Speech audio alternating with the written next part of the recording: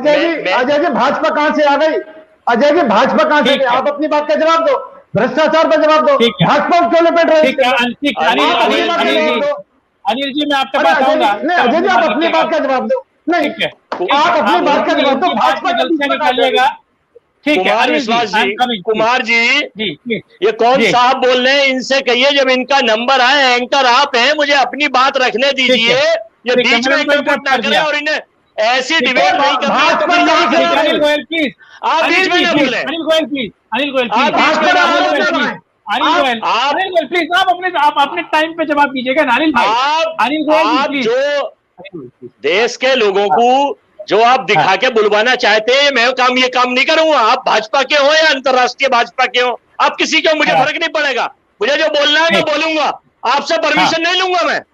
आप चोरी करो, डकैती करो, भ्रष्टाचार करो, संसदीय भाषा का इस्तेमाल करो।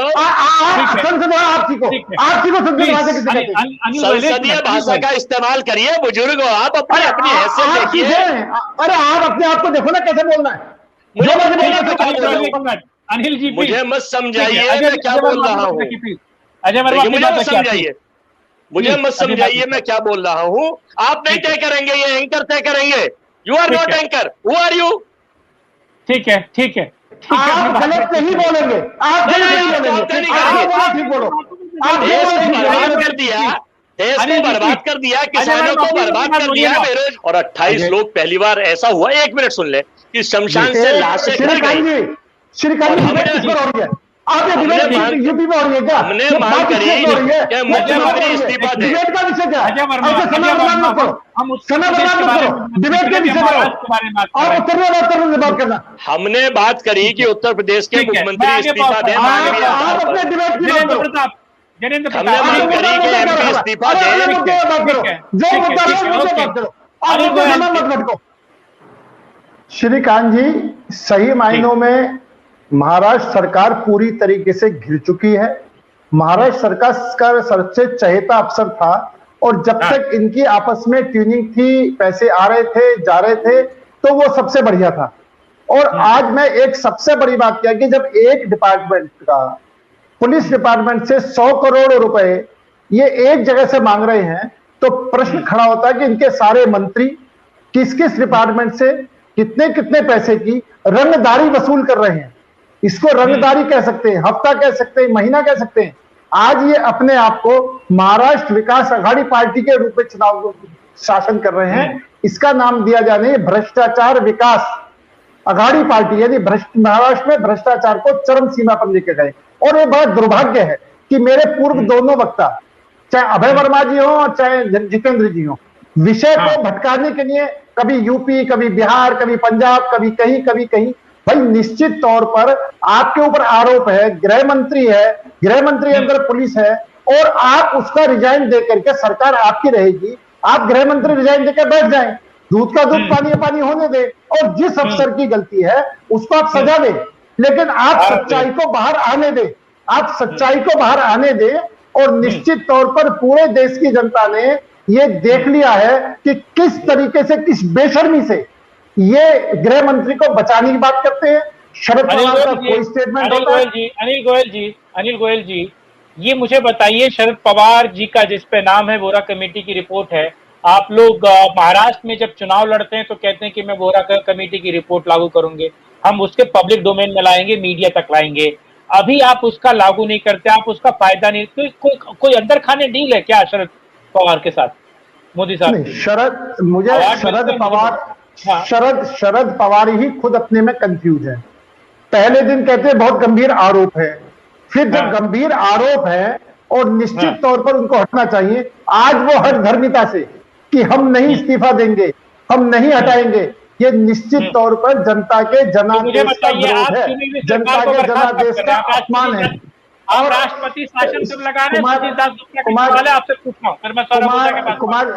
कुमार साहब, जहां तक राष्ट्रपति शासन का सवाल है, सरकार पूरी तरीके से पैनी निगाह से देख रही है। या तो ये नहीं अपने आप को ठीक करा, उन्होंने रिजाइन नहीं दिया, तो निश्चित तौर पर अगला कदम सरकार सोच समझ कर वो उठाएगी। सरकार इनको इस तरीके से, सरकार इनको ठीक है, सरकार सौरभ ओझा। इनको इस तरीके से नहीं छोड़ने वाली। ठीक है, और मेरा ठीक है। मेरा हमारे कांग्रेसी वक्ता बैठे हुए हैं, मुझे कृपया अजय। ये भी बता दें और कौन कौन से डिपार्टमेंट से कितनी हाँ। वसूली आप करते हैं। आप वहां ठीक पर है। जनता की सेवा के लिए चुने गए हैं ठीक है। या रंगदारी जवाब वसूल देंगे करने अजय के जी लिए से, चुने गए? जवाब लूंगा मैं। हुए थे, हम ये काम नहीं करते, ये काम तो देश की सरकार करती है। अरे ठीक है। श्रीकांत जी, ठीक है। इनसे डिबेट बोल राकेश लो, सिंह उसकी परमार, से डिबेट हो जाएगी। महाराष्ट्र में बोल नहीं ठीक है। सकते ये भ्रष्टाचार में बोल नहीं सकते, भ्रष्टाचारी लोग हैं। जवाब दीजिए, ठीक है, अनिल को जवाब दीजिए, ठीक है, ओके प्लीज। ठीक है। मैं इनका एक हाँ। एक बात का जवाब दूंगा। पहली जी। बात तो ये है कि ये मुद्दे से भटक रहे हैं। आज हाँ। मुद्दा जो बहस है वो सिर्फ महाराष्ट्र पर है, महाराष्ट्र के हाँ। भ्रष्टाचार पर है और गृह हाँ। मंत्री पर सीधा आरोप है। उससे हाँ। बचने के लिए जैसे जो पहलवान कुश्ती लड़ते हैं ना जी, तो जो पहलवान हारता है वो अखाड़े के बाहर की तरफ भागता है। जी। तो ये महाराष्ट्र को छोड़कर दाएं भाग रहे हैं, बाएं भाग रहे हैं। तो निश्चित तौर पर ये पूरी तरीके से इस बात में अपने आप को महसूस कर रहे हैं कि हम भ्रष्टाचार में पूरी तरीके से फंस चुके हैं। और दूसरी मैं सबसे बड़ी बात इनसे एक बात कहना चाहता हूं कि इनका सचिन राजे है। सचिन राजे जब सस्पेंड हुआ तो ये जो है शिवसेना में शामिल हुआ, शिवसेना का प्रवक्ता के तौर पर काम करा था इसमें। और जब शिवसेना के प्रवक्ता के तौर पर काम करा था और आज इतने बड़े आरोप लग रहे हैं और वहां के मुख्यमंत्री चुप हैं, उद्धव ठाकरे चुप हैं, तो निश्चित तौर पर राकेश परमार जी जो कहना चाहते हैं, मैं राकेश परमार समर्थन करता हूं कि इन तीनों पार्टियों में आपस में कौन कितना ज्यादा भ्रष्टाचार करे, कौन कितनी ज्यादा रंगदारी वसूल करे, कौन कितना ज्यादा महाराष्ट्र को वसूल को खा जाए, मतलब भ्रष्टाचार को फंसाए, इनमें ये चल रही है कि कौन कितना अधिक पैसा वहां से रंगदारी के रूप में, हफ्ते के रूप में वसूल करे। और ये इस खैलस्तान के अंदर निश्चित तौर पर ये बात सामने आ रही है। और मेरा ये कहना है कि जो ये दुनिया भर की बातें करते हैं कांग्रेस भाई, ये खुद शरद पवार और मिलकर के कह रहे तीसरा गठबंधन कि कांग्रेस मुक्त, शरद पवार ही कांग्रेस को भ्रष्टाचारी करे, कांग्रेस मुक्त दिल्ली में भारत में शासन चाहते हैं। तो आपको तो ना शरद पवार चाहते हैं, ना उद्धव ठाकरे चाहते हैं, ना कोई राजनीतिक। आज पूरे हिंदुस्तान में अगर अछूत पार्टी है तो कांग्रेस अछूत पार्टी है, सिर्फ अपने कर्मों की वजह से, सिर्फ अपने कामों की वजह से, और निश्चित तौर पर जनता की बात को बिना समझे आप बात करें। अभी आप जो राफेल की जगह ब्रफोर्स घोटाला करें, यानी ब्रफोर्स में इन्होंने घोटाला कराया, इसलिए इनको याद है मामला राफेल का था और कह रहे बार बार ब्रफोर्स ब्रफोर्स ब्रफोर्स, और राफेल के मामले में एक भी भ्रष्टाचार साबित हुआ हो तो आज भी हम इस बात के जिम्मेदार हैं। आप निश्चित तौर पर अपने आप को बचाने के लिए दूसरे पर आरोप मत लगाएं, अपने आरोप का जवाब दे कि ये रंगदारी कब तक चलेगी, ये रंगदारी कितनी रंगदारी है, सभी आपके भी मंत्री कितने रंगदारी इकट्ठी कर रहे हैं। कांग्रेस के मंत्री आज महाराष्ट्र के अंदर पैसों से ही होता है ना। आज महाराष्ट्र के अंदर पूरे हिंदुस्तान में सबसे ज्यादा कोरोना से पीड़ित है। आप कोरोना की चिंता नहीं कर रहे हैं, आपको पैसा कैसे खर्चा है, आप महाराष्ट्र के विकास की बात नहीं कर रहे हैं। मेरा निश्चित तौर पर कहना है और एक राकेश जी जैसा राज ठाकरे ने मांग किया। मेरा ठीक है, राकेश सिंह परमार, ओके,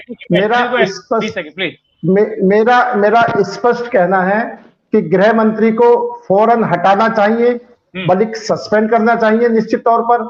और जिस तरीके के भ्रष्टाचार के आरोप सरकार पर लग रहे हैं, सरकार को और शरद पवार जी को भी ईमानदारी से देश की जनता का हित को ध्यान में रखते हुए, महाराष्ट्र के हित को ध्यान में रखते हुए दूध का दूध पानी का पानी होने देना चाहिए। जितना भी भ्रष्टाचार हुआ है उसको अलग करना चाहिए। और कांग्रेस, सर मेरी एक सेकंड, और जो कांग्रेस जो अपने आप को ये कहती है कि हम ईमानदार पार्टी हैं, तो इनको भी सरकार से बाहर आकर के अपनी ईमानदारी का परिचय देना चाहिए। और ये आरोप जो है किसी पत्रकार ने नहीं लगाए, ये आरोप किसी विपक्षी दल ने नहीं लगाए, आरोप लगाए हैं आपके चहेते अफसरों ने, जिनकी तुमने मलाई खाई है, जिनमें तुमने आपके और जो आपने मलाई खाई है।